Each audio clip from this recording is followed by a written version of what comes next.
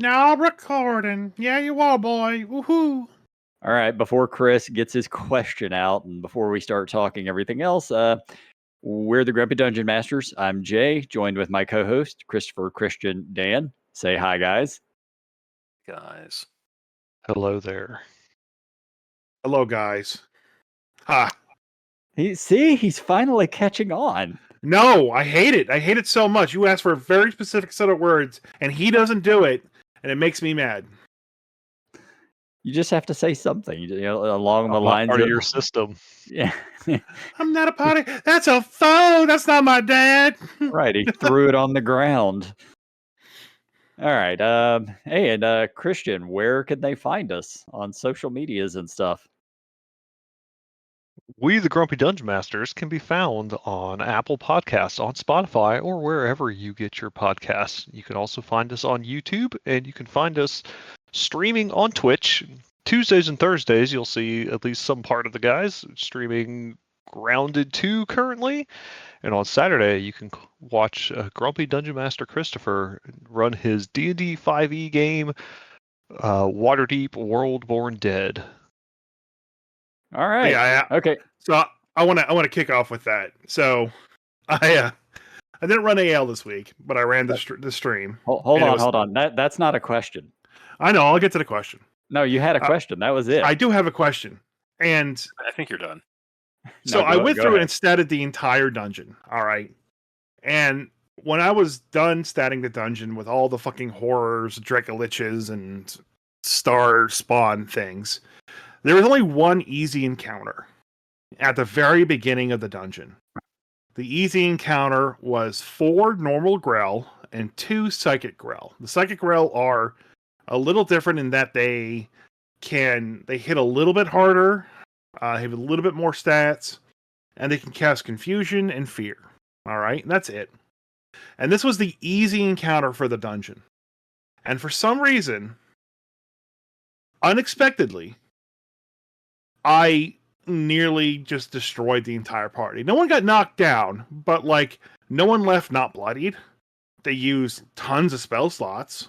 They just got confused and failed all the rolls to not be confused. And I'm sitting here knowing what's ahead of them, going there's 75 different archmages in this dungeon. Are they going to live? Or are they going to die? I don't know. I'm kind of scared. So what level is your party? Between 12 and 15. Yeah, if they can't handle 6 Grells, even if some of them are a little wonky, they're probably all just going to die. Yeah. Well, then the world's going to die. So is this your regular game? Yeah. Yeah. You just created a random dungeon, randomly populated with random monsters? It is the second to last level of the Dungeon of the Mad Mage. Because it's where one of the Black Obelisks is in the current or the past storyline of 5th edition.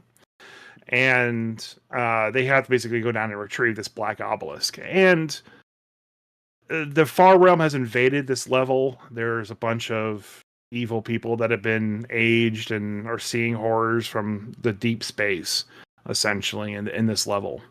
And so it's technically statted for and from a D&D standpoint, it's statted for players of 16th level. But when I went through and looked at it, it was here's 6 Grell, here's 12 Nothic, and here's another 12 Nothic, here's another 6 Grell, here's 2 Archmages and 6 Nothic. And I'm this is shit. This is pathetic. Any party could just destroy these guys blindfolded. So the one encounter I didn't really change, other than the named NPCs, was this really initial fight with the Grell. I substituted 2 of the Grell from the Far Realm in for 2 of the normal Grell. And it really didn't change the CR. They're both all CR3. I don't want to kill my party, but I'm going to kill my party. You know what? Are you running 2014 They'll find a way. D&D, or are you 2024? I'm running 2014, some 2024. So it was a Grell from 2014 and Grell Psychic? Yeah, it is. So wait a minute. They failed a DC 12, the entire party failed DC 12 confusions? 3 of them failed the DC 12, okay? They all rolled like single digits, and then yeah, it's luck of the dice, I guess. And then they continued to fail the roll over and over and over again.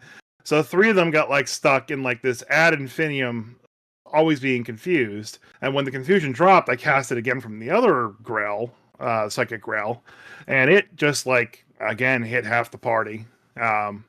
Once the Barbarian was no longer confused, he just started tearing them up. Like one-shotting them. If he rolled high enough. So that was. I mean, I just felt like a very unlucky fight. Did they die? No. All right, they'll be fine. They'll be fine. Did they have fun? Right. I assume so. I don't know. No one tells me that they have fun. I just get really weird looks at people. I mean, that's the important. That's the important part. As long as they're having fun. No one says they're having fun. Oh my God. Yeah, so I just worry about them. So I did have a question for you all. Since we're in the age of Fortniting games, we play Overwatch, and it's getting invaded by G.I. Joe and Nerf and shit, and Beavis and Butthead are in Fortnite, and Power Rangers are in Fortnite, and don't forget SpongeBob and Magic the Gathering. And SpongeBob Magic again. This is the Fortniting of games. When is that going to happen with D&D, and what's going to be the first brand that breaks in?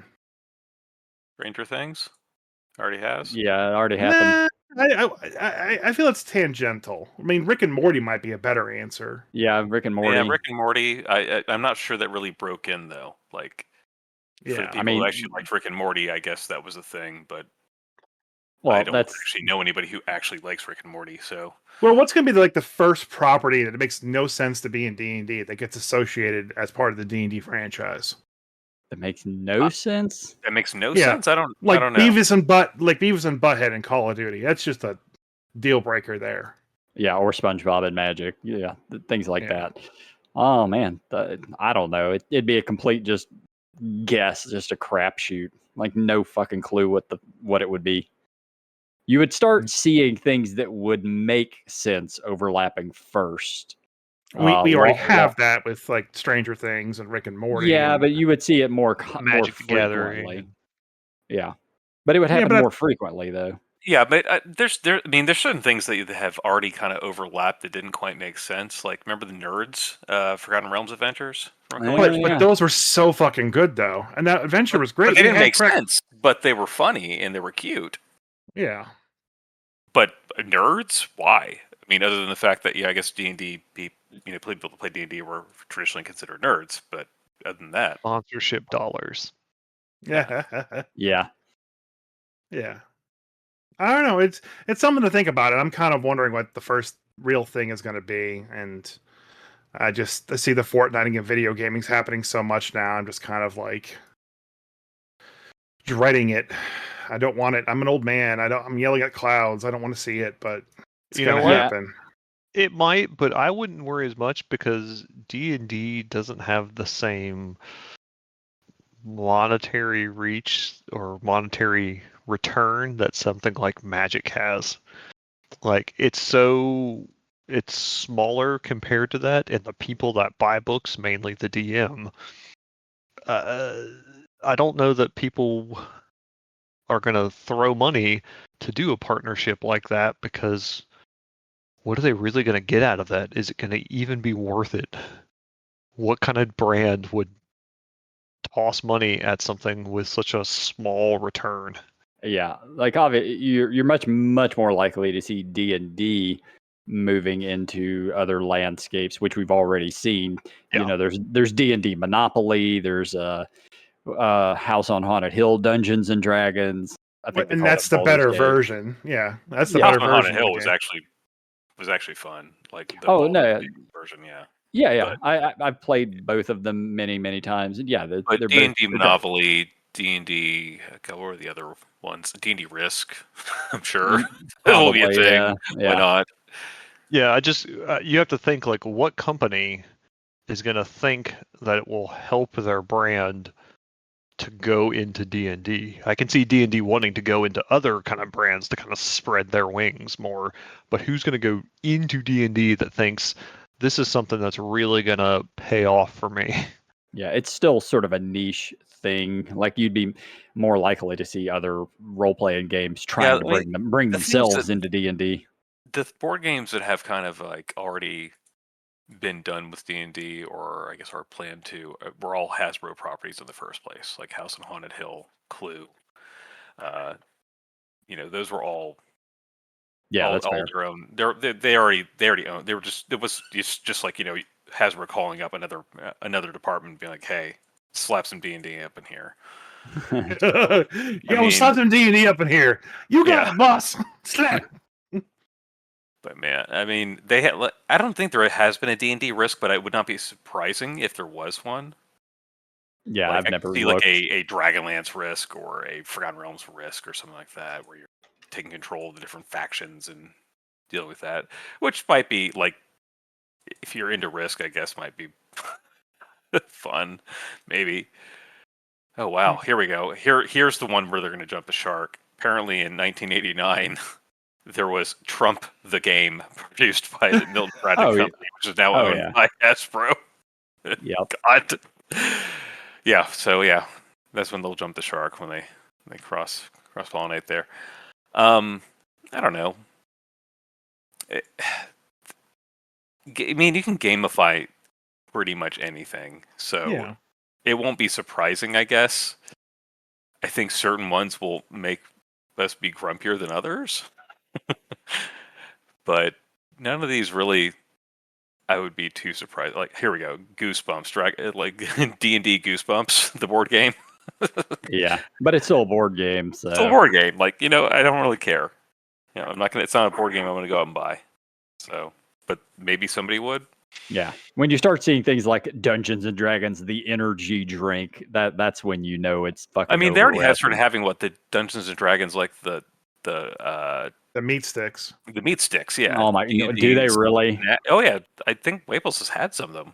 Oh my god! So my story with that is who's a company that makes those, the D&D meat sticks?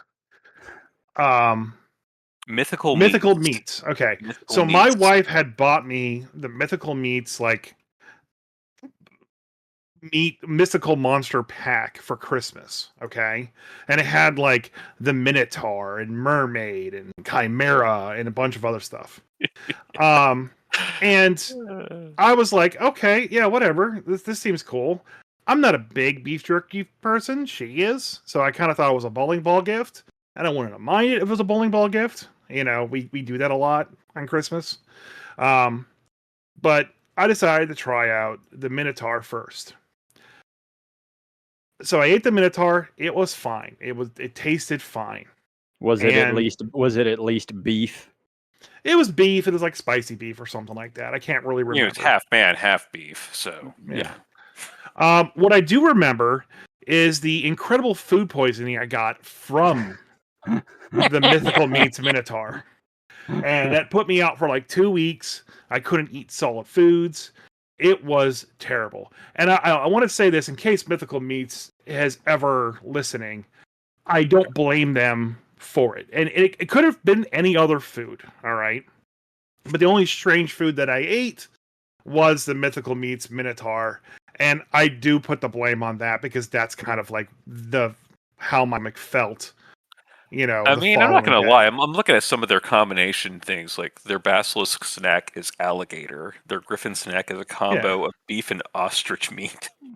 Yeah. Right. So I don't particularly blame them.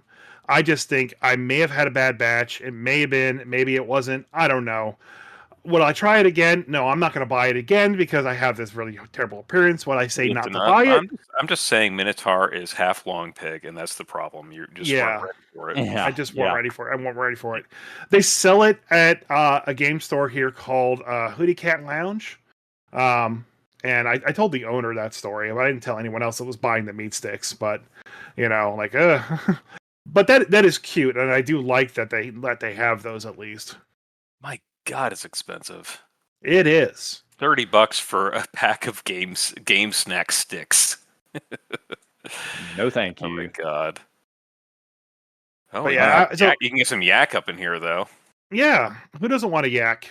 Me, I don't want a yak. I did. I'm not really into the. Paladin is apparently barbecue style camel with beef. Weird. The things you find on the internet when we talk about this nonsense. Ranger is hickory smoked venison with beef, which is fine, I guess. Warlock is for some reason honey ham pork stick. Yeah, Wizard is chipotle and garlic beef with yak. It needs the honey in it because you have a sugar daddy. Yeah, that's fair. Cleric is just Hawaiian style teriyaki wild boar with beef. All right. Well, anyway. All right. Let's move on. I think we went off on a major tangent of your initial question, as in no one great surprise here. Yeah, as we do every week about every topic. So I have welcome. I have a topic I want to cover. So I actually did something this weekend with a Dungeon Crawl Classics game I never expected I would end up doing. So I decided I was going to run Caverns of Thracia, which is a Western Marches style of game. And I wanted to introduce the players. I basically set them on their first path so that, they have an adventure to go through their first time without really doing too much exploring. And I really wanted to run the Alabaster Tower, which is a Caverns of Thracia module that came with Caverns of Thracia. Yeah, it was won by the DCC guys, right? Yeah, the problem is the Alabaster Tower is only 5th edition. It does not exist for Dungeon Crawl Classic. So, yeah, I have the PDF of it. It was one of the downloads I got with the Kickstarter and all, but I would have to do all of the conversions and everything. And I was getting a little tight on the wire, didn't really have a lot of time. And I'm like, man, I really just don't want to go through this entire module, convert everything to DCC. So you use ChatGPT, huh? I did. It wasn't ChatGPT. Really? Yes. Yeah. So let me walk you through the process. So I actually used this man. No. You did a great job, Jay. I love you. That's all. Personally, I if somebody's wanting to use AI for their own home game, I won't ever give somebody shit over that because it's your home game. I don't really care. I will kind of agree with you there. It is a great time saver to come up with some stuff or spout off some art that you're literally only going to show to your players. Use it this weekend for my game. Yeah. I don't really care if somebody using it for their home stuff. Never, ever, ever try to sell this shit. But if you're using it for your home game, go for it, man. Sure. So I typed up in chat or in the search to write me a module for DCC Caverns of Thracia level 1 adventure. I want it based on the Alabaster Tower. It'll have 4 levels, 5 rooms each. Go. And it spits out this thing that was hot garbage. So I do it. I do it again, and then I do it again. Then I do it like 5 or 6 more times until I get something that I was like, okay, this is workable. Sure. Then I spend half an hour to an hour reading through all of it and readjusting things to my own liking, because I'm never gonna. I don't even run other people's modules that are professionally written how they're written. Yeah. So I make all the adjustments. And I ended up running it for my players last night. They all had a fucking great time. And they all said that they never would have known that this thing was AI written if I hadn't told them after I'd run it. Here's the thing, though. It wasn't. It was AI compiled based on a bunch of stuff which probably, I don't know which chatbot you used, but whichever one, they probably did not pay for the PDFs of Caverns of Thracia and the Alabaster Tower. They probably just skimmed the internet, found it, got the basic gist of it, and then compiled it all together. So it's AI compiled, and then you basically took that compilation that's been converted from 5e to DCC and then remade it into your own thing. Yeah, it had literally nothing to do with the Alabaster Tower module at all. Nothing whatsoever. I doesn't really matter. I can run it and it'll be fine. I will say it's not great at converting for Dungeon Crawl Classics. No, I wouldn't think so. Attack values, hit point values, they were perfectly fine, and that's a lot of it. The trap saving throws were all too high, so I lowered those. The damage output for all of the monsters was just a smidgen too high, so I lowered those. All of the saves they were actually using they would give me the will save, fort save, reflex save, which is what Dungeon Crawl Classics uses, but then they would have numbers like DC 15, which for level 1 is just way too fucking high for DCC. Sure. Yeah. So, but other than that, it was really easy to make the adjustment, and all in all, ran great. Give it 15 years, and it'll be doing it perfectly fine. Well, that's one of the things, though. Like for a game that it has the majority of its content online as an SRD, I think chatbots will do a decent job converting. Like, hey, here's some stats from AD&D First Edition. Convert this monster to a 5e monster. And if you're a decent enough DM, you can take those stats and then be like, okay, that kind of makes sense, but let me actually tweak this. But essentially, it'll convert hit points in the ballpark where you need them to be, attack bonus in the ballpark of where you need it to be.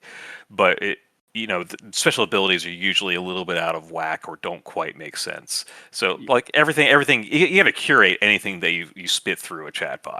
Oh yeah. But it definitely is a time saver. Like I don't need to be holding open my first edition monster manual and being like, okay, what the fuck does a rot grub look like in 5e? Okay, hold on a second. How do I convert this again from Thaco to fucking Thackwit? Fuck that. No, I don't want to do that. Like I don't mind having a time saver doing that, because you know what? If I wasn't using a chatbot to do it, I bet you anything somebody's made some sort of automated generator out there to convert stats like that anyway already. Yeah. Well, what's the Kobold site? That has a lot of there's a site that's like Kobold Den or some shit like that already has a lot of those tools already created that the guy made years ago for converting stuff into or out of 5th edition, as well as random dungeon generators, random treasure generators, random monster generators, and configuring a party setup and stuff like that. A lot of those tools already exist, and even Sly Flourish has basically built his career on building those tools for people to use. Yeah, I mean, he has his great stuff in there. Like if you want to convert that sort of things, but I mean, you do have to dive in pretty deep, and you do need to know both editions fairly well to make that work. So if you even go deep enough, like in 2015, Wizards posted a full guide to converting to 5th edition from previous editions, including feats and adventures and encounter difficulties between them. And there's a bunch of different guides to do that. And honestly, I imagine that if you were to basically drop that information into a chatbot, say this is the baseline. I want to convert these things. Convert it for me. It does the math for you basically. I use it this weekend for my game. If you go to our Discord, go to podcast chat, and see the newspaper clipping that I uploaded in there. It was like 6:30, I think, and my game starts at 7. Mm-hmm. And I still had a bunch of more stuff to do and kind of clean up. So I went to ChatGPT. I said, hey, write me a news article about all teleportation magic being restricted within the city of Waterdeep and all of Toril. Give me a picture of a magical portal with a close sign. And then also give me an advert for the Pouncing Paw, the Cat Cafe, and Adoption Center. And it gave me these 3 results. I threw it into Adobe Express, put it into my little template that I already had made up for the Waterdeep News, and generated this in like 5 minutes, Whereas, I couldn't not ever do this in any other way, I'm not going to get someone to give me an ad for the Pouncing Paw that looks that good. I could ever smash up a portal image like that well. And I didn't have time to write out the beginning of it. It gave me a whole fucking article. That's just the first 3 paragraphs of it. So, by all means, use it to save time and just generate junk, because that's what it's best at. Yeah, you're just trying to entertain your players. You don't have to do everything yourself, especially at in the age that we live in, where we do have artificial intelligence. It's not going away, so fucking use it. That's right, Jay. The first hit's always free. Yeah. Ew. Next year, you could be signing over your kids and your kidneys to the I machine man. I don't have any of those. Oh wait, your cats then. You have no kidneys? Oh my god. Yep. All right, but that's what I wanted to chat about. By the way, it will never. Don't ever let it. Don't trust it to do good magic items for DCC. Just saying. Yeah. It was trying to make 5e magic items for Dungeon Crawl Classics. That's not going to work. I don't trust it to do anything good. Yeah, I imagine that it is probably the most adept at creating stats for various stuff for D&D 5e and to convert things from previous editions to 5e. Yeah. Other games, like if you do anything even remotely, less popular, you're not going to get the right information because people start using it for that, so it's not learning from that. So it'll build you the bones, and you have to put the skin on it. So, but if you want a generic, system agnostic sort of like write up of an adventure or a castle or room by room description of stuff, I mean, I'm sure it could do something like that because it's just populating a random dungeon essentially. Yep. You could populate random dungeon with just Dungeon Master's Guide and some random tables. I mean, I've been using Donjon for years, and there's nothing more fun though than getting that random generation chart, sitting there with your dice and rolling it out. Though, like that's an experience you need to have. I agree. The writer of Caverns of Thracia, Chanel Jacquet, she wrote up about a couple of articles on either I think it was in Early Dragon magazine or something like that. But I've read one of the articles, and the article is basically like I rolled up all these different random monsters populating my dungeon, and like I had to make up a reason for why they were all connected together, and that's part of the fun of it. Really, is just why the fuck is there a vampire hanging out in a room next door to a fucking bunch of Sahagwin that are in a pool that are guarding a pearl or some bullshit? Like you got to make up the reasons, and like sometimes that just spurs the creativity, and just sometimes that's part of the beauty of D&D and just the randomness of stuff. Yeah, I agree. There's a lot of great books like Knave 2E and other books out there that have tons of random tables and spark generators and things where if you're rolling on tables and then you're kind of just you roll on a few tables, you get some prompts from there. Somebody has taken some time to creatively write, and then you just let your imagination run wild. That's a way better way to do it than just feeding something into an AI. And it's more fun for you because you actually get to be creative. Yeah. And if you have the time to do that, that is awesome. But I as far as what Waples is doing, the 30 minutes left before the game, and he did not have the thing that he needed to have done. Filling that in with something from a chatbot, not the worst thing in the world. I did ask it to give me a DCC magic item that will end the world, and it generated me what I just posted in our podcast chat on Discord, the Cloak of Unmaking. So, oh boy, I don't know how hard a DC 20 luck roll is, but damn, I mean, you pretty much have to nat 20 that, or very close to it. Yeah, so if you fail, you roll a d20, and then stuff happens. On them 16 or 20, a forgotten god awakens, furious that he's being disturbed. So I hope you fail and die.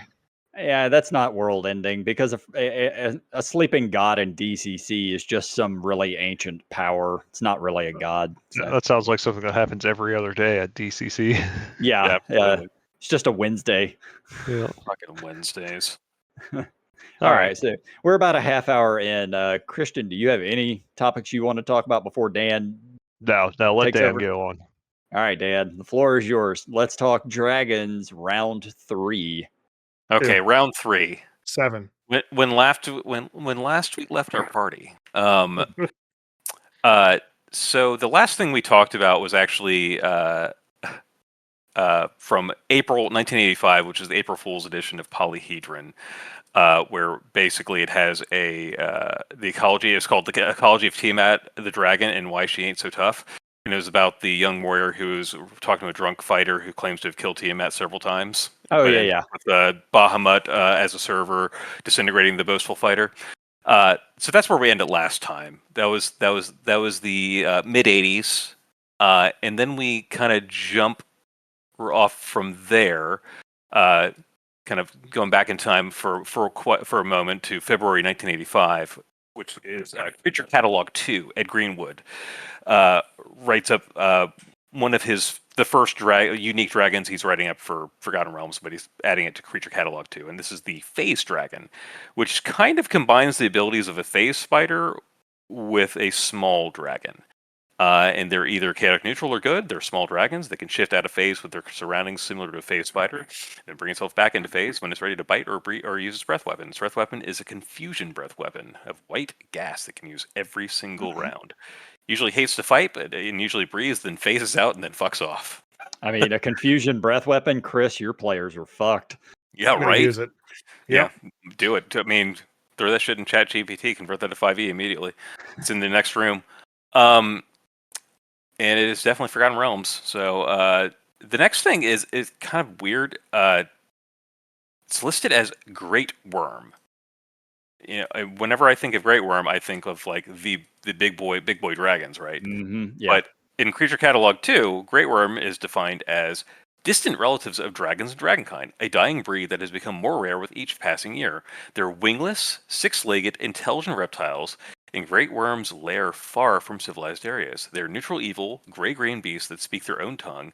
They can breathe a cloud of gas 4 times per day with the effect of choking and nausea, and then after a d4 rounds, death. They have regeneration, unlike regular dragons. They live 10 times as long as a regular dragon, with the old worm being between 1,000 and 2,000 years old. And quote, because the great worms are so old, each one has at least one especially vulnerable spot upon its body.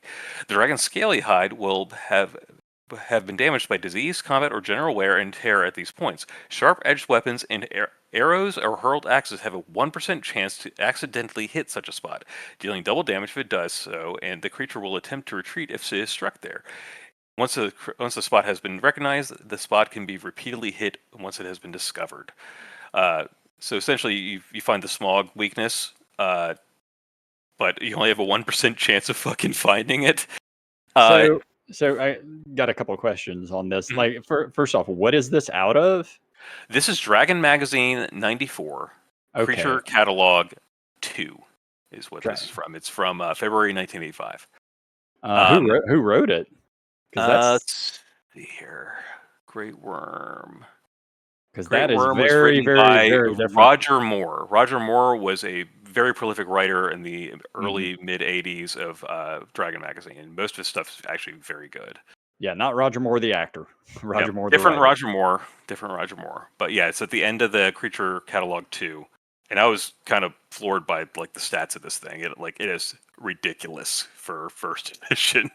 In addition to that, it also in addition to the regeneration, also has the detect invisible beings, and it has invulnerability to magic missile, which is awesome. A fear aura, and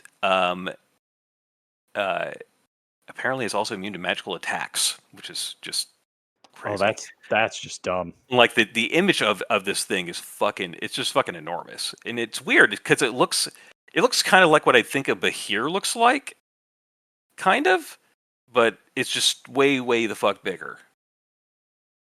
So I thought that one was unique, and eventually, as we all know, like by second edition, Great Worm just kind of gets rolled in as an age category.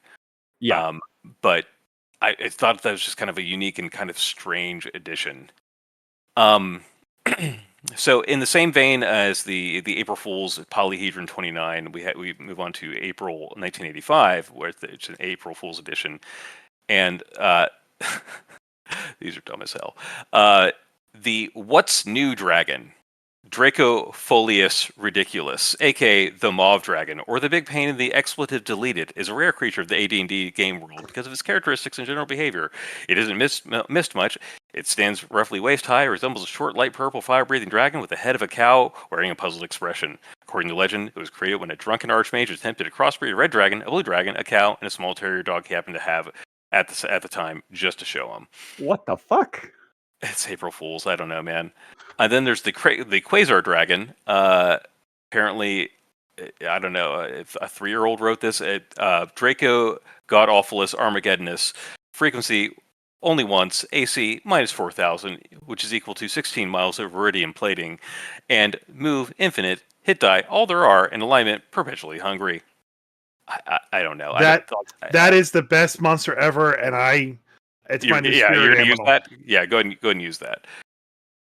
What alignment are you? Perpetually hungry. I mean, Outlook hungry is like your typical dinosaur alignment, so that's fair. So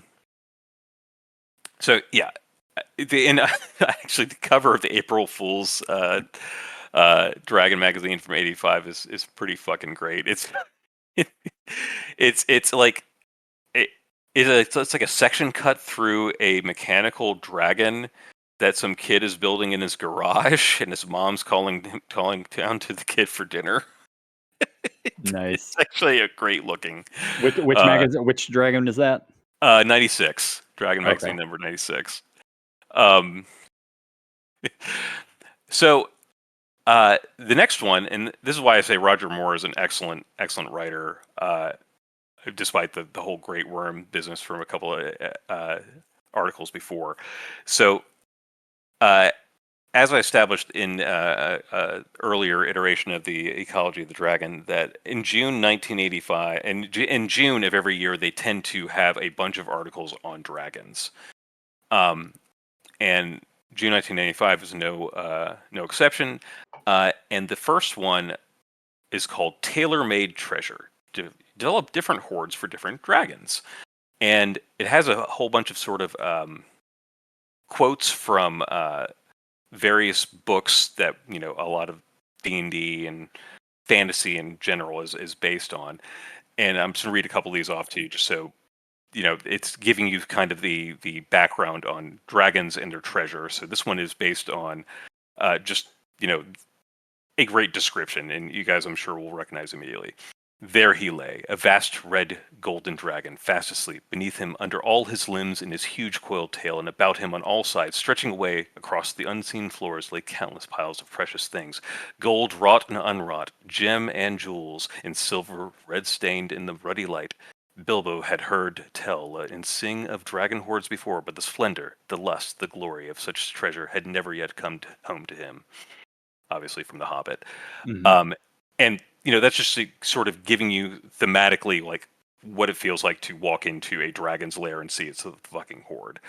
And then it goes on to kind of gives you background on why do dragons lust after treasure, and it goes into different theories for why evil dragons do and why good dragons do. And there's a quote from Beowulf.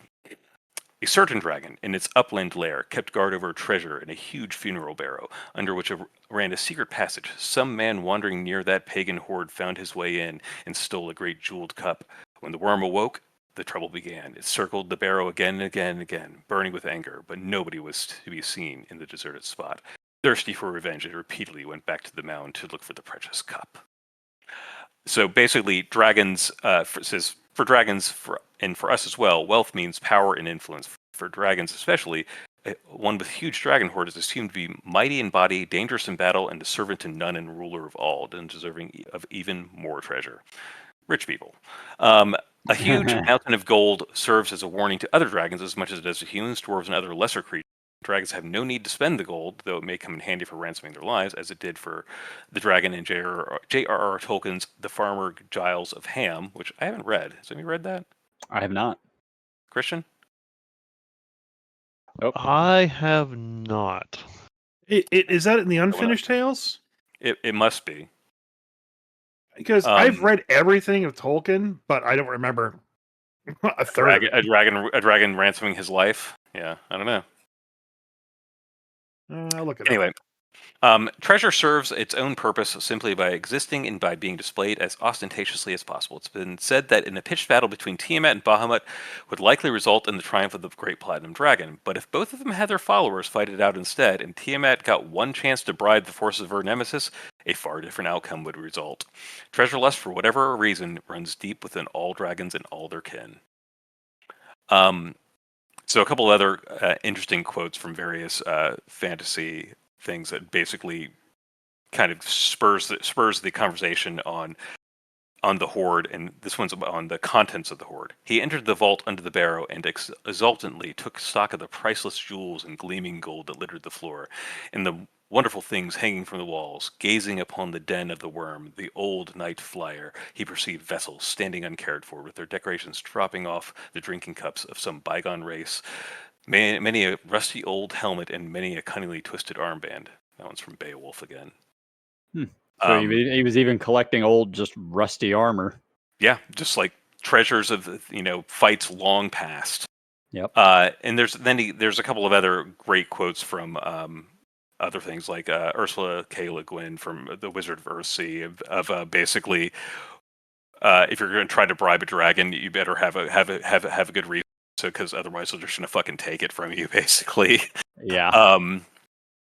And this is where also you get your first quote from a modern fantasy novel with Weiss and Hickman's Dragons of Autumn Twilight, about protecting a dragon's hoard and the companions coming across that a dragon for the first time. Yep. But there's several articles in this one that are really quite good. There's the next article is about basically tailoring a dragon's hoard specifically for the type of dragon once you've developed its personality. But one I thought was really kind of cool is one called The Magic of Dragon Teeth. And this one actually delves into like ancient mythology. So in classical Greek mythology, there's two separate incidents when dragon's teeth were used for something very specific. So dragon's tooth can be enchanted. So it's when it's planted in the ground, it can be given a command word, which is usually grow or something like that, and the tooth will sprout an armed warrior, if in D&D terms, of an armor class and alignment appropriate to the dragon from which the tooth grew. Each dragon man, quote unquote, will also have special abilities unique to its type, and there's some stats that are listed here.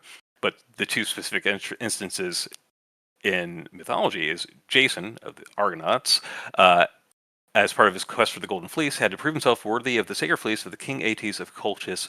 His test was to harness the fiery bulls of the king, plow and sow a field with the teeth of a dragon, and then fight the crop of men that grew afterward. The dragon's teeth sprouted armed warriors ready to fight at the slightest provocation.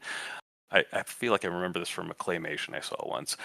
Jason quickly tossed a stone to the back of one of the dragonmen who thought his fellow sibling had struck him, and then so returned the blow. Soon all the warriors were fighting each other at length and then were destroyed. And then there's Cadmus, the founder of the Greek city of Thebes, slew a foul serpent that had killed all of his men with his poisonous breath. Obeying a divine inspiration, he gathered the dragon's teeth and planted them. Up sprang a host of fully armed and armored warriors who immediately began to fight amongst themselves until only 5 remained. The 5 survivors made peace, and they all agreed to follow Cadmus and then helped build and then populate the city of Thebes. Huh.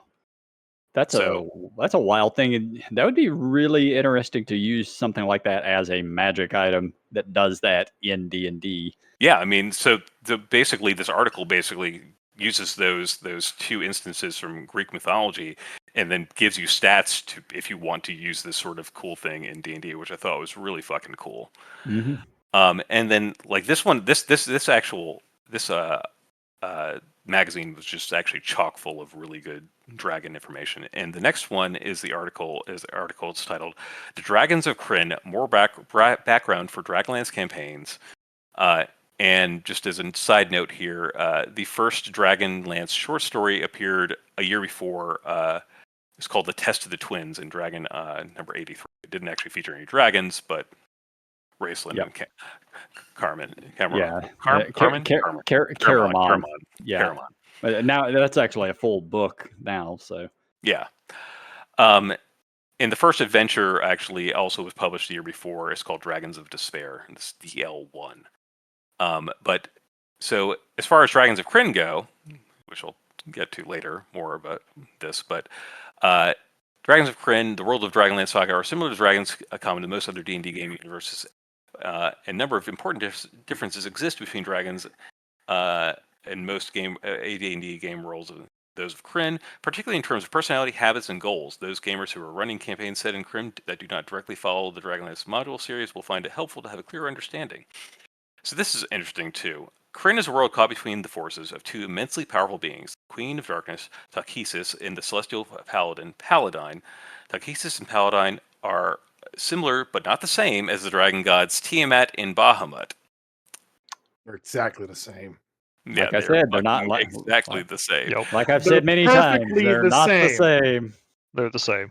They're not. It's like, hey, can I copy your homework? Yeah, but just change some stuff so I don't get in trouble. Yeah, okay. Changes slightly a little bit, maybe. Yeah. Anyway, so they basically go through and then they start rattling off the information about Draconians, which are actually at this point in time were just called Dragon Men, and gives you the initial instances of those guys. So the Boz Draconians, which are the smallest of the species, easiest to pass off as humans, bottom of the social order, and they are created from brass dragon eggs. Mm-hmm. They turn to stone after death, trapping weapons that are left in their dying bodies. The Bozak, made from bronze dragon eggs, gifted with magic, known for leadership and understanding of warfare, not capable of true flight but can glide with their wings. Their bones explode after death, killing anyone near it. That's fucking died so many times in gold box Dragonlance games. Yeah. The Capic dragon from copper dragon eggs have venom glands in their mouths, and when they die, they seething and potent acid. Civic dragons, which come from silver dragon eggs, capable of true flight, employed by its commanders and scouts, and largest and most fierce of Draconians. When they die, they mimic the shape of whoever killed them, which is creepy. The Auric dragon from gold dragon eggs, the rarest. They have no wings, stand 7 feet tall, rely on magical powers rather than melee weapons, and stay further back in the armies, are at least loyal to the Queen of Dragons. So that's your kind of primer on Dragonlance dragons. And they list off a couple of names of some of the Dragonlance dragons, which is kind of irrelevant. But the dragon? No, just dragon. And also kind of gives you a little bit of information on how the Draconians were created, and how the Black Robe Wizards kind of created them with a priest of Takhisis to create the first Draconians. In that, because they're obviously so populated, like there's so many Draconians for like, oh, how do you have so many Draconians if like they're coming from like metallic dragon eggs? How many fucking metallic dragon eggs could there be? And they explain, one egg yields dozens of young Draconians. Right? Yeah. It's so not just making one dude. Yeah, you're not just making one and one. Maybe the gold dragon one, but the rest of them, no, you're not. That whole idea, honestly, it might have spawned from the mythology that we were talking about just a few minutes ago. Of rather than using teeth, they just decided to write it as eggs. But yeah, absolutely. Anyway, that was the June 1985. Like I said, Dragon Magazine 98 is just chock full of really good dragon information. Probably the best I've read in all the Dragon magazines. Actually, most of these I'm just kind of skimming, but those actually I've read all the full articles on. Skipping ahead, September 1985, we are doing another creature catalog. It's Creature Catalog 3. This one is the Hawk Dragon, which is like the cutest little dragon-like creature that has like a hawk beak. But it ages like a regular ass dragon and becomes ancient at 121 years old, and they're slightly smaller than a regular dragon. They're neutral, immune to missiles apparently for some reason, and they have a stinking cloud breath weapon. I don't know. Who wrote that one? Because they actually have the authors for each of the different Monstars in here. And which issue is that in? This is in issue 101. Okay. The Hawk Dragon was written by Richard Stump. That is a fantastic name. It's a sweet name, yeah. Then we skip ahead to them Dragon Stump Magazine. Boys over there. No, they get into trouble. Dragon Magazine 107. Apparently, between between mid 1984 and early 1986, there were 10 Dragonlance modules, if you can believe it.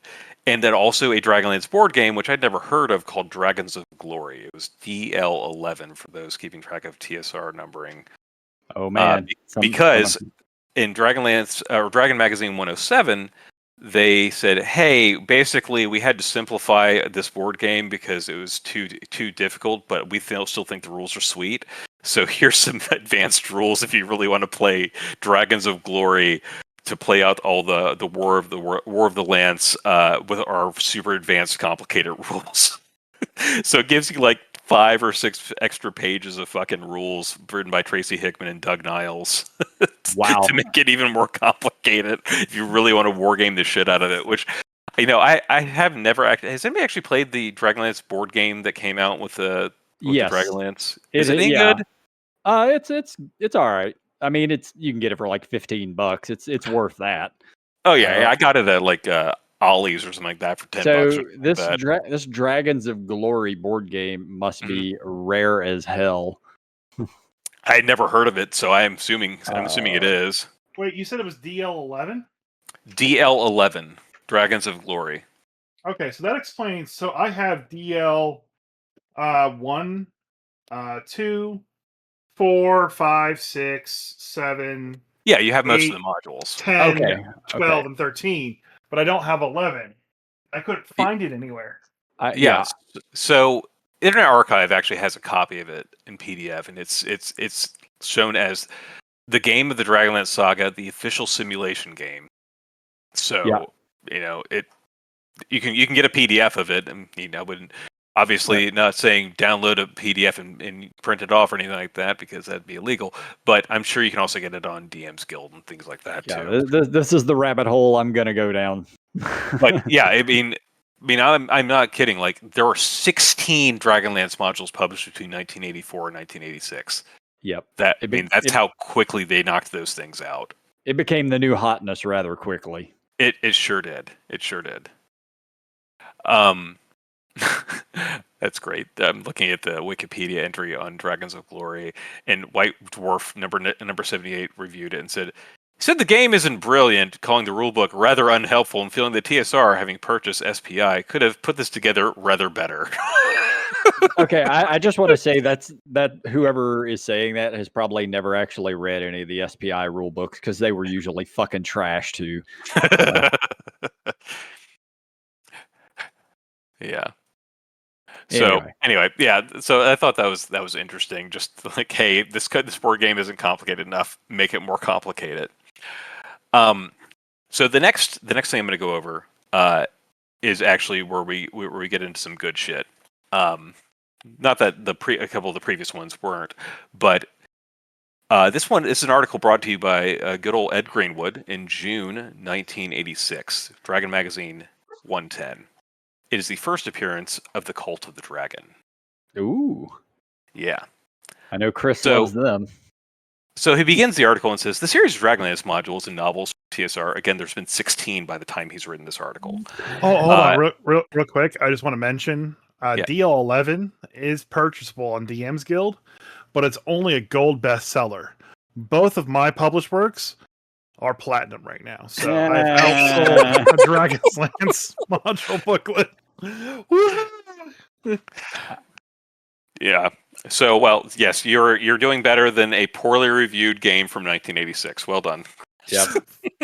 Yeah. Yeah, the PDF, which of course the PDF that doesn't come with all the components and the giant fold-out map, and yeah.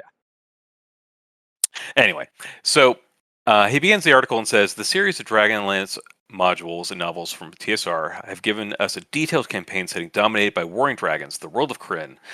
This world is an admirable setting in which to begin an AD&D game campaign, or a nice place to visit via interplanar spells for player characters in an established campaign. Kryn is otherwise rather difficult to integrate or adapt to an ongoing AD&D campaign. It's too polarized a world for casual adventuring, and comes complete with its own gods, powerful magic, and large-scale strife in progress.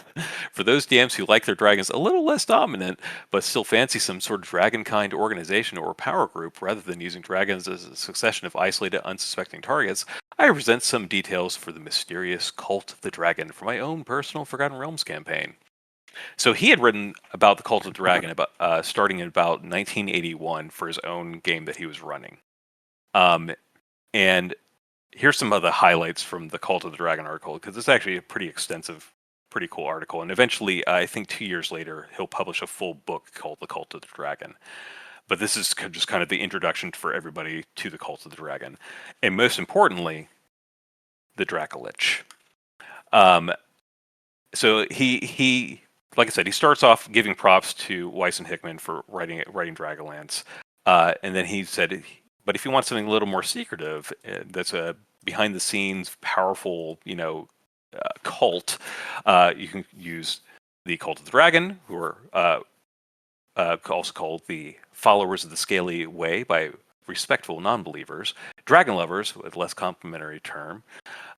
Their sign, or a symbol that is used as a way marker, is a claw grasping a crown, the crown representing the rulership of the realms, the claw representing the dragons revered by the cult. Origins. Origins can be traced back to the long ago mage Samaster, the same who much later was destroyed as a lich by the company of 12 paladins in the ruined city known as the Gates of Hell.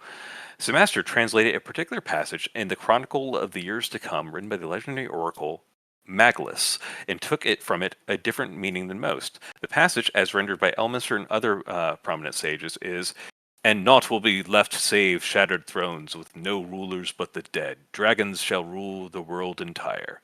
St. Master interpreted it as thus: "And naught will be left save shattered thrones with no rulers, but dead dragons shall rule the world entire."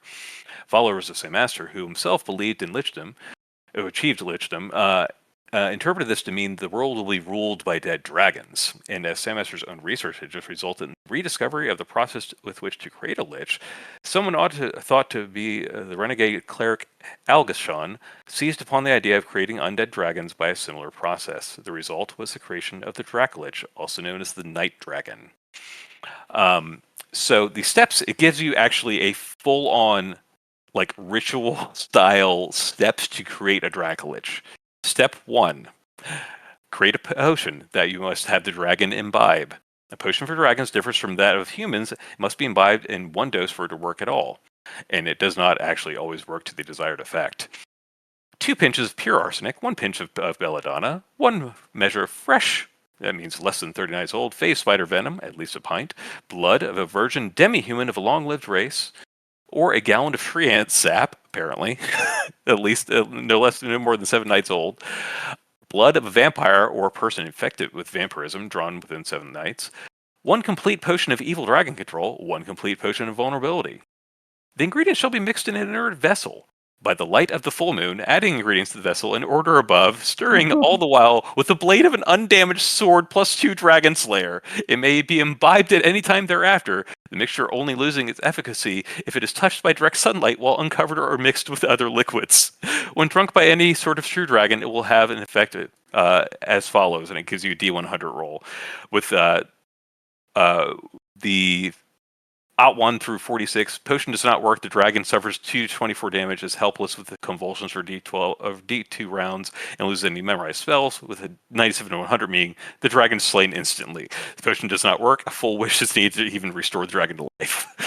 And anywhere in between, it's different things happen. Like, it actually is only maybe 66% chance of it actually being decent, like being what you needed to have happen. Wow, that's a lot to go through to try to make something with only a 66% chance of it working. Yeah, actually, even less than that. It looks like. Yeah, it's 47. It's 47 through 96. Like it. yeah. It's bad. Okay, so there's just that, and then it has a chart for in case somebody drinks the potion that is not a dragon. Which, let me just go ahead and tell you pretty much are dead or you're feeble-minded. And then after all of that, you have to basically, if the dragon survives like drinking the potion, basically their body is prepared for whenever they do actually die for it to then begin the process of actually becoming a Dracolich. So the next thing, because this couldn't be simple. The Cult of Dragon always prepares a separate dragon spirit host before administering the potion in case the dragon were to die instantly from the drinking the potion, which obviously, based upon the chart, happens fairly frequently. The host must be a solid item of not less than 2,000 gold pieces of value, which will just decay. The host first has an enchanted item cast on it, then a glass seal may be cast on it. Finally, Trap the Soul is cast on it.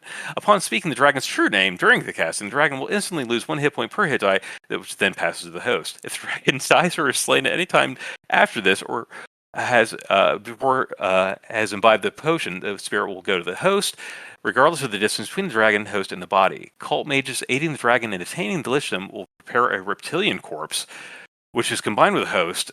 It is ideally a related creature such as the ice lizard, wyvern, or fire drake, preferably one with wings, that has been killed freshly within 30 days. And then when the mage is within 90 feet of the host, it must also cast Magic Jar and recite the true name of the dragon, then touch the fucking corpse. In effect, the mage carries the dragon spirit from host to corpse within his or her own body. This gets so fucking complicated. I had to reread it several times, and I'm still not fucking sure I understand it. But effectively, the Cult of the Dragon NPC creates a proto-Dracolich, so when the dragon dies after drinking the potion, its soul goes into this, it's called a wyvern corpse. And the wyvern corpse then flies off to where its body actually died, which maybe it's right next to it, or maybe it's across the fucking continent, and then devours the original body. But only 10% of that body needs to be there. It can be ashes. And then once it has, then it metamorphosizes into an actual Dracolich. When has any game master ever needed to explain all of that to their players? Never. Absolutely fucking never. But think about this in the way that Ed Greenwood is writing this as if he's like Elminster. This is the behind the scenes of how you actually do it. This is one of those things where, if you were trying to create some sort of phys rep for your table of here's the ancient book of how to create a Dracolich, Waples, you'd probably throw this into ChatGPT to have somebody write it out for you. And this is what it has complicated as it came out with. So when I think of what you just said there, it just gets my gears turning of okay, I'm working for this wizard and he needs us to do some stuff. And along the way, we're collecting these weird items for him, but he's paying us well. Yeah, your first level adventure, you need to get 2 pinches of arsenic. Second level adventure, go get a pinch of belladonna from the Druid's Grove. Yep. Third level adventure, go kill a phase spider. But you need at least a pint of it, so you're probably going to need a few of them. Yeah. And you don't want to do anything evil, so you're not going to go get the blood of a virgin demi-human of a long-lived race. No, but you're going to go find that quote-unquote evil tree ant over there and get a gallon of its sap. Then you just got to go kill a vampire, but you got to get some of his blood.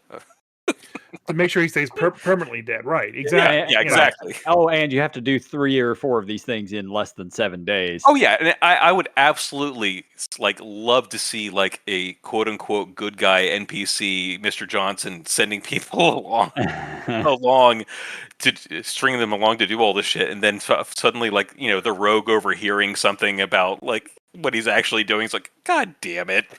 And then stealing the book of this complicated ass ritual of trying to make it Dracolich. I mean, it's amazing, and it makes me wonder what the potion to make an actual lich is. It's basically the same thing. Same thing, it's basically the same thing, except it's I think you change out from the potion of evil dragon control to something else. But maybe not arsenic. Instead of arsenic, you just need straight rat poison. That's fine. Yeah, straight rat poison. Yeah, human might survive that. They ain't going to survive the arsenic portion. Anyway, this continues on, and then you finally get the stats for the Dracolich, which are just out of this world for first edition, just over the top. Because obviously it's not just I was underwhelmed with the Dracolich stats from 5e, whereas in first edition and second edition, that was serious business. You run into a Dracolich. And it should be. Oh yeah. And just like a lich, it's so long as that vessel that was created, it can go back there and then reconstitute itself and all that good stuff.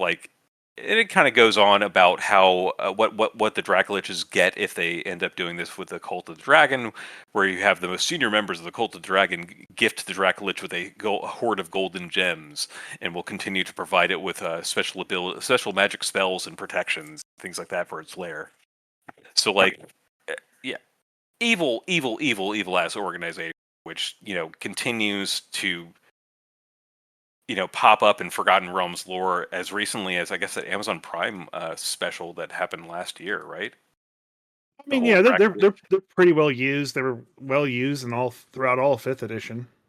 Yeah, they're always like a group that's just around, just as generic bad guys now.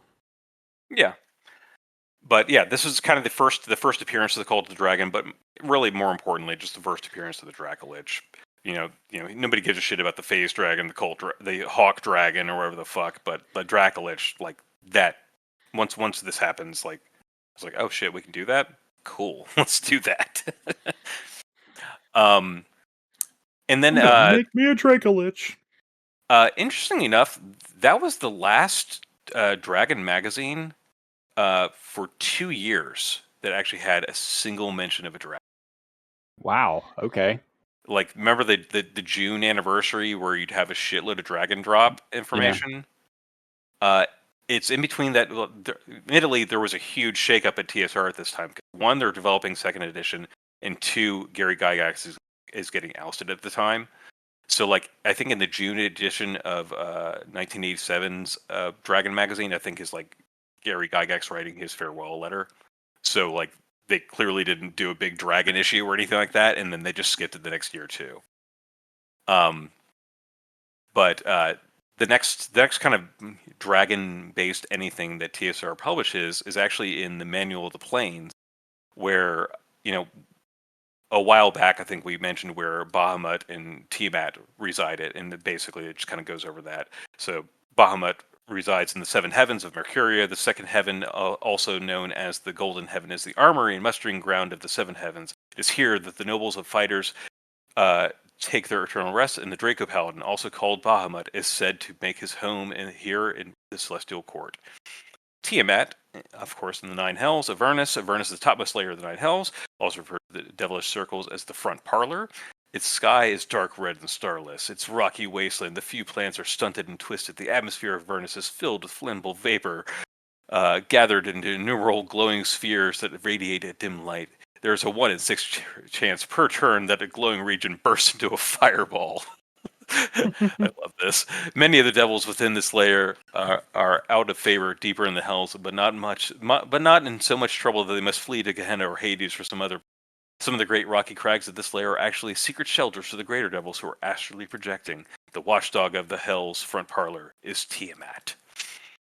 And that's really all the mention you get in the Manual of the Plains, and that's kind of the Manual of the Plains is kind of like really kind of laying out what will eventually become, the real planescape of pretty much all the different D&D worlds that would be used. But that was really all that mentioned the dragons in that one. I'm not really sure how I feel about Asmodeus having control over Tiamat right now. Like, I'm not sure what the actual story is, but I just know that he's got her locked away someplace in Avernus. But yeah. And then the next big dragon drop is going to be the AD&D First Edition Dragonlance Adventures book in 1987, which really just compiles a lot of the information that came out in the aforementioned 16 Dragonlance modules and books, and really kind of goes through there about Paladin being the father of good and master of law, and that when the time came to reclaim Kryn in the name of good, he took the form of Fizban the Fabulous. Spoilers for 40-year-old book. He would offer what guidance he could, but it was always up to men to save their own world. And in Dragonlance, he rules the dome of creation that surrounds all that is. So I have a question for you. Yeah. If this dude, Paladin or whatever, is Fizban the Fabulous, okay, and Bahamut is also Fizban the Fabulous, does that make them both one and the same? It does as far as 5th edition is concerned, but Weiss and Hickman would say otherwise, and so would Roger Moore. But I will also say that in this book, in Dragonlance Adventures, it is revealed that Fizban at the end of Dragonlance Chronicles is one and the same as Paladin. And also, by the way, Fizban walks the world with 7 canary companions, aka Bahamut's 7 golden dragons. So you can keep on saying that it's not one and the same, but I'm with Christian here. They're the fucking same. Yeah, Jay. Yeah, there's an interview because the Hickmans didn't create Dragonlance alone. They based it off of a game that another TSR guy was running and playing, and people were playing in. And he has confirmed that as far as the things where Dragonlance came from, that those two were one and the same. Well, Weiss and Hickman have said otherwise, so it's otherwise. Yeah, and going on through that for that through thread, Takhisis, the Queen of Darkness, the Dragon Queen, she of many faces, awful evil, 40th level cleric / black robe wizard, because why wouldn't she be? And her consort was Sargonis, the 30th level cleric. And the Dark Queen instigated the All Saints War at the beginning of Kryn, and primarily was responsible for the separation of the gods. All 3 Dragon Wars were instigated by her and at her behest and betterment. And I just kind of did some research into the future, obviously, from this book, but because I was also interested about the whole split between Takhisis, the Queen of Darkness, Tiamat, and in this book, in 1987, it said that she can take any form she desires, but it's most often seen as a 5-headed chromatic dragon or a beautiful temptress. She is equally deadly in either form. And it is not actually revealed in official D&D lore that Tiamat and Takhisis are the same until D&D's 4E Draconomicon. And it is again confirmed in 5E in the DMG, and also again confirmed in Fizban's Guide to Dragons, or whatever it's called. But again, Margaret Weiss maintains that Takhisis is not Tiamat as of recently as 2023, I think, despite what WotC says. So, I don't think WotC has said it with a grain of salt. I mean, yeah, I don't think WotC said it one way or the other. It just seems right. No, it's in their official It's officially book. in the Draconomicon from 4E. Oh, and also it's in multiple books. It's also in the 5E DMG. It's also in Fizban's from 5E. So in WotC definitely says yes, it is. But and they're always right. It's I mean, technically they are right because they own the property. Yeah. I'm not going to go over the Draconians again because we already kind of went over that. Man, Draconians were fucking rough. Oof. Yeah. Kryn dragons, true children of Kryn, embodying the elemental forces themselves, their power incarnate, and know it. They are, or at least they would be, the most fearsome opponents capable of inspiring awe and fear in all who behold them. They were driven from the world in the ancient days of Huma, and since have trapped on a far-off plane. The dragons of evil have conspired to return. And the dragons of good, also exiled, resolved to leave the light of Kryn to the children of gods. There's some named dragons, like Hitiara's blue dragon was called Sky. There's a green dragon that's known called Cyan Bloodbane. There's a red dragon called Ember. There's a couple of cool good dragons as well. Pyrite was a companion of Fizban the Fabulous. And famous silver dragon was called Dargent, who the companions met, who was in the form of an elf maid named Silvart.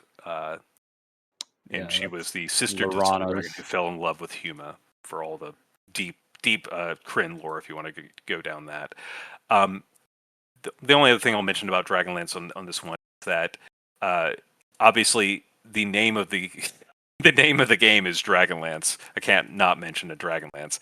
So Dragonlances were artifacts that were created at the end of the early Dragon Wars and used to defeat the evil dragons. There were 20 of them surviving by the War of the Lance, and they're capable of doing massive damage to other dragons when mounted on another dragon.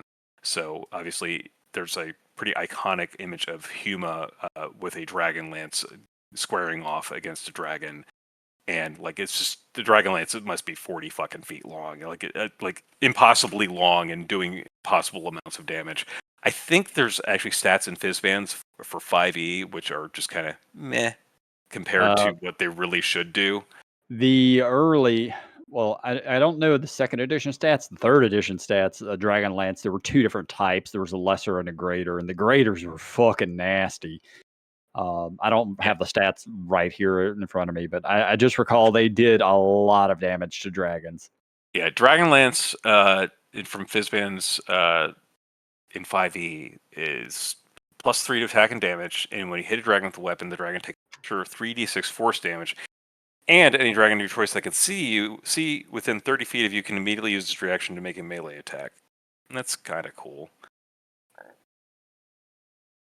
But yeah, that's +3 to attack and damage, and 3d6 force damage is, it's dog shit compared to what the Cult of the Dragon's busy stirring their fucking Dracolich potions with, which does 3 times the damage of a. Carry on for a couple minutes. I'm going to find those stats. I'll be back. Okay. I'll carry on to AD&D Forgotten Realms campaign setting. 1987, another big year for TSR. This is soon after Gygax left, but in that same year, you get both the Dragonlance and the Forgotten Realms campaign setting official hardbound books. And the beginning of the Forgotten Realms campaign setting, one of the first instances in the roll of years that you get is 1356, the year of the worm had just occurred, where a terrible flight of dragons, later explained in 3rd edition as by the Draco Rage mythal, destroyed much of the Moonsea, Dalelands, and Cormyr. The Crystal Shard ends, Icing Death is slain by Stewardin, which, if you're the Crystal Shard, you know that. 1357, the Year of the Prince, the year is just ending, and continues 1357 to 1368 is the time of troubles, blah, blah, blah. So Dragon information, the city of smashed into smoking ruin by the Draco Rage, the Flight of Dragons. Mighty Zentil Keep was heavily damaged. The Citadel of the Raven, 2 of the 3 attacking dragons, over 9,000 warriors perished. Shadow parts of the Elven Wood were set ablaze. So essentially, at the beginning, literally, it goes through a list of different places that have just literally been destroyed as 1st edition Forgotten Realms is beginning. So it is basically dragon stuff has literally just happened, and a whole mess of it. And it kind of goes through the information about why, there's in the campaign setting, there was essentially a DM's portion of it, like what you know as a DM, and then there's the player portion of it, which is like, this city was destroyed by this and blah blah blah. Dragon was slain here. But yeah, there's a pretty hefty toll taken on most of the realms, literally at the very beginning of it. So dragons have always been a very major part of it, and I'm gonna kind of, we're getting towards the end of the episode, but Ed Greenwood, as I mentioned before, spent a lot of time naming and writing backstory on a mountain of different dragons in Dragon Magazine, starting I think in Dragon Magazine 134. So we'll go over some of those. There's a ton of them though, and they're really worthwhile to go back and. And he also created just a ton of different interesting dragons, along with Jeff Grubb, like the Astral Dragon, the Aquatic Dragon, the Sand Dragon, Stone King Were Dragon. Nice. And I'll say that though Greyhawk doesn't really kind of fell out of fashion in the late 80s, they did publish Greyhawk Adventures at the end of AD&D 1E in 1988, and the only unique dragon really in Greyhawk Adventures was the quote-unquote Greyhawk Dragon, which is a unique, lawful neutral dragon, smaller than its king. Greyhawk Dragon shares the strength and robustness of brushed steel, ranging to a darker hue, almost like a blued gunmetal, on the creature's underside and towards its tail. The membranes of its wings have the sheen of fine silk, and its special ability was that it could exhale a toxic breath weapon, save versus poison, at -4 or die. It could use magic, and it could innately polymorph itself 5 times a day with unlimited duration, and immune to magic user spells 1st or 4th level. It had a magic resistance of 75% against everything else. They are very rare, and even the largest city might have within its midst.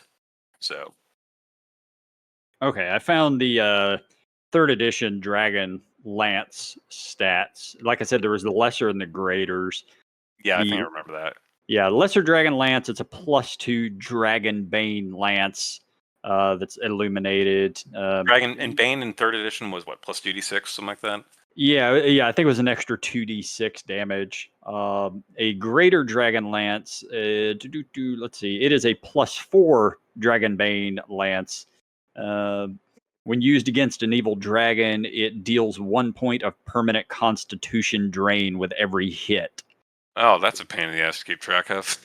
Yeah, if the wielder scores a critical hit against an evil dragon, the lance deals a number of points of permanent Constitution drain equal to the wielder's character level.